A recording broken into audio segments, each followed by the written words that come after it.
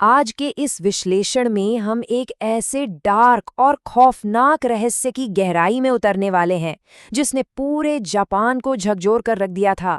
एक ऐसी 25 साल पुरानी घटना जो आज तक अनसुलझी है। हम बात कर रहे हैं मियाजावा परिवार की उस भयानक त्रासदी की जिसके सुराग तो दुनिया भर में फैले मिले, लेकिन हत्यारा आज भी किसी प्रेत की तरह गायब है। तो चलिए बिना वक्त गंवाए इस पूरे रहस्य को समझते हैं। जरा सोचिए, एक आम परिवार, एक सुरक्षित मोहल्ला और नए साल के जश्न की तैयारियां चल रही हों। जैसा कि एक मशहूर कहावत है, आज हम कुछ ऐसी घटना के बारे में बातें करेंगे जिसके बारे में कभी सोचा नहीं होगा। और सच में किसी ने कल्पना भी नहीं की थी कि ये खुशियां कुछ ही घंटों में इतिहास के सबसे खौफनाक क्राइम सीन में बदल जाएंगी।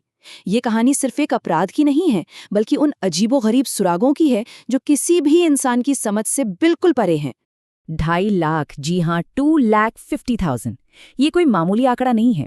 पिछले 2.5 दशकों में इसे केस को सुलझाने के लिए 2.5 लाख से भी ज्यादा डिटेक्टिव्स ने दिन रात काम किया है। करीब 13,000 अज्ञात टिप्स मिले, हजारों सबूतों की जांच हुई, लेकिन नतीजा बिल्कुल शून्य। इस परिवार को आज तक न्याय नहीं मिला है। ये आंकड़ा ही अपने आप में इस बात का सबसे बड़ा सबूत है कि इस जांच के फेल होने का स्तर आखिर कितना बड़ा है। आइए अब उस मियाजावा परिवार के बारे में जानते हैं जिनके साथ ये अकल्पनीय घटना घटी।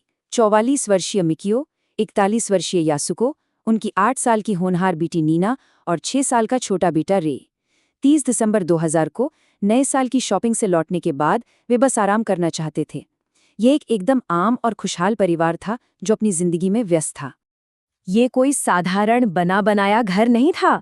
यासुको की बहन, जो एक आर्किटेक्ट थी, उन्होंने इस घर का बहुत ही खास लेआउट तैयार किया था।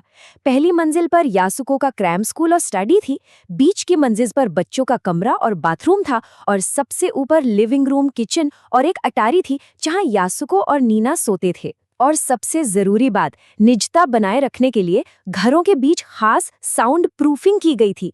लेकिन दुर्भाग्य से आगे चलकर इसी साउंड प्रूफिंग ने अनजाने में हत्यारे की सबसे बड़ी मदद कर दी। अब इस परिवार के अकेलेपन को समझना बहुत जरूरी है। जब ये लोग यहाँ रहने आए थे तब ये 200 परिवारों वाला एक भरा पूरा इलाका हुआ करता था।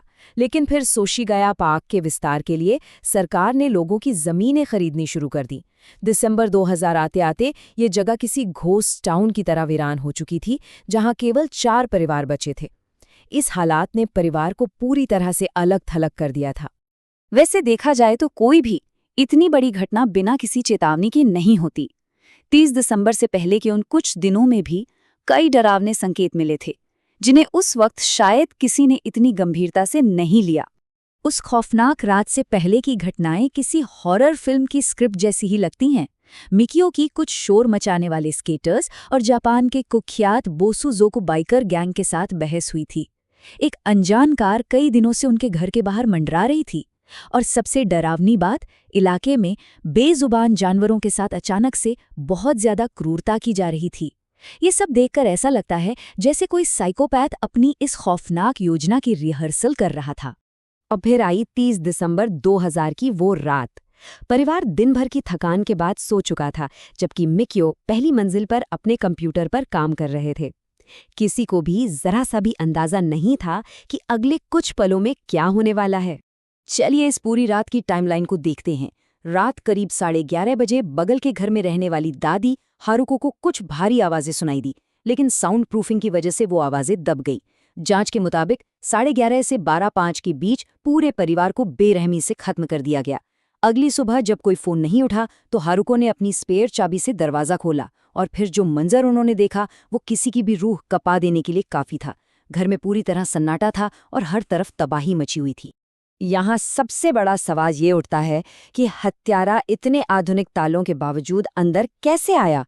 जांच में पता चला कि वो घर की बाड़ और एसी यूनिट के सहारे चढ़कर बीच की मंजिल पर मौजूद एक बहुत ही संकरी और बिना लॉक वाली बाथरूम की खिड़की से अंदर घुसा था। इस संकरी सी जगह से घुसने का सीधा मतलब था कि हत्यारे का शरीर काफी पतला और एथलेटिक रहा होगा।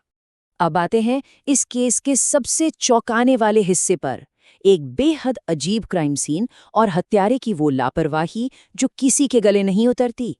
आमतौर पर अपराधी घटना के बाद तुरंत भागने की फिराक में रहता है, लेकिन यहाँ कहानी बिल्कुल उल्टी थी। यकीन मानिए, उस हत्यारे का व्यवहार बिल्कुल बेखौफ था। वो अपराध करने के बाद भी घंटों तक उस घर में ही रहा। उसने बड़े आराम से परिवार का खरबूजा और आइसक्रीम खाई। संघर्ष के दौरान उसे भी चोट आई थी, जिसका इलाज उसने उसी घर की फर्स्ट एड किट और तौलियों से किया। हद तो तब हो गई जब उसने शौचालय का इस्तेमाल किया और उसे फ्लश तक नहीं किया। इसके अलावा वो अपने हथियार, कपड़े और भारी मात्रा में अपना डीएनए वहीं छोड़ गया। कोई आम अपराधी ऐसा कभी नहीं कर सकता। इतने सारे सुराग मिलने के बाद तो यही लगता है कि केस तुरंत सॉल्व हो जाना चाहिए, राइट? लेकिन यहीं से ये मामला एक स्थानीय अपराध से बढ़कर एक अंतर्राष्ट्रीय रहस्य में बदल गया। उन सुरागों ने जांच को सुलझाने के बजाय और उलझा दिया। इन सुरागों का ओरिजिन देखिए। हत्यारे के जूतों के निशान स्लेजिंगर ब्रांड के थे और उनका साइज 28 सेंटीमीटर था, जो जापान में बिकते ही नहीं थे। ये दक्षिण कोरिया से थे। उसके हिप बैग से जो रेत मिली वो अमेरिका के नेवादा रेगिस्तान में मौजूद एडवर्ड्स एयरबेस की थी, और उसकी शर्ट और चाकू जापान के ही कानागावा से खरीदे गए थे। इन सबूतों ने लोकल पुलिस का दिमाग पूरी तरह घुमा दिया। अब थ्योरी ये बनने लगी कि शायद हत्यारा कोई इंटरनेशनल प्रोफेशनल या मिलिट्री बैकग्राउंड वाला शख्स था।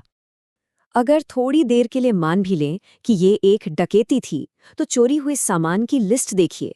हत्यारे ने सिर्फ क्रैम स्कूल की फीस के 1,50,000 येन चुराए, लेकिन घर में रखे सारे कीमती गहने, क्रेडिट कार्ड्स, महंगे इलेक्ट्रॉनिक्स और बाकी कैश को छुआ तक नहीं। कोई भी चोर ऐसा क्यों करेगा? इसका सीधा सा मतलब है कि इस खौफनाक रात का मकसद सिर्फ पैसा लूटना तो बिल्कुल नहीं था। इस पूरे केस में जो बात सबसे ज्यादा फ्रस्ट्रेट करती है वो है एक बहुत बड़ी चूक। घटना के अगले ही दिन शाम 5:30 बजे तोबुनिको स्टेशन पर एक 30 साल के व्यक्ति को देखा गया था। उसके दाहिने रात में गहरे घाव थे जिनका वो इलाज कर रहा था, और उसका हुलिया हत्यारे से एकदम मेल खाता था। लेकिन पुलिस ने इस लीड को पूरी तरह नजरअंदाज कर दिया, क्योंकि उन्हें लगा कि हत्यारा अब तक बहुत दूर भाग चुका होगा। ये एक ऐसा मौका था जो हमेशा के लिए हाथ से निकल गया। जब उस छोड़े गए डीएनए की रिपोर्ट आई तो जांचकर्ताओं के होश उड़ गए। उस हत्यारे की मां दक्षिणी यूरोपीय वंशावली की थी और पिता पूर्वी एशियाई वंशावली के। ये एक बेहद दुर्लभ जेनेटिक कॉम्बिनेशन है जो जापान में ना के बराबर पाया जाता है। इसी प्रोफाइल की वजह से इंटरपोल को शामिल करना पड़ा और 192 देशों में तलाशी अभियान चला। लेकिन आप यकीन नहीं करेंगे, दुनिया भर के डेटाबेस में उसका एक भी मैच नहीं मिला। वो सच में किसी प्रेत की तरह गायब था। और जैसे इतने रहस्य काफी नहीं थे, घटना के ठीक 100 दिन बाद एक और बेहद अजीब चीज हुई। किसी ने चुपचाप रात के अंधेरे में एक 20 किलो की जिजो स्टैच्यू, जो बच्चों की रक्षक मानी जाती है, मियाजावा परिवार के घर के पास लाकर रख दी। पुलिस को पूरा शक है कि हत्यारा खुद 100 दिन बाद उस क्राइम सीन पर वापस आया था। लेकिन वो इतनी भारी मूर्ति लेकर कैसे आया और कैसे चला गया, ये आज तक कोई नहीं जान पाया। आज इस बात को 25 साल बीत चुके हैं। वो घर आज भी सील है, एक खौफनाक याद की तरह एकदम खामोश। और दादी हारुको मियाजावा आज भी हर साल स्टेशंस पर पर्चे बांटती हैं, इस उम्मीद में कि शायद कभी तो उन्हें न्याय मिलेगा। अधिकारी रिटायर हो गए, वक्त बीत गया, लेकिन ये जांच आज भी वहीं की वहीं खड़ी है। तो अंत में ये पूरा विश्लेषण हमें इस एक बड़े सवाल पर लाके खड़ा कर देता है, क्या ये सच में किसी सिरफिरे इंसान का रैंडम हमला था जो किस्मत से पुलिस के हाथों से बच निकला, या फिर ये किसी बेहद चालाक प्रोफेशनल का काम था जिसने जानबूझकर पुलिस को भटकाने के लिए दुनिया भर के झूठे सुराग वहां छोड़े थे? इस केस ने ऐसे सवाल खड़े किए हैं जिनका जवाब शायद कभी न मिल पाए। हमारे साथ इस रहस्य को समझने के लिए आपका धन्यवाद।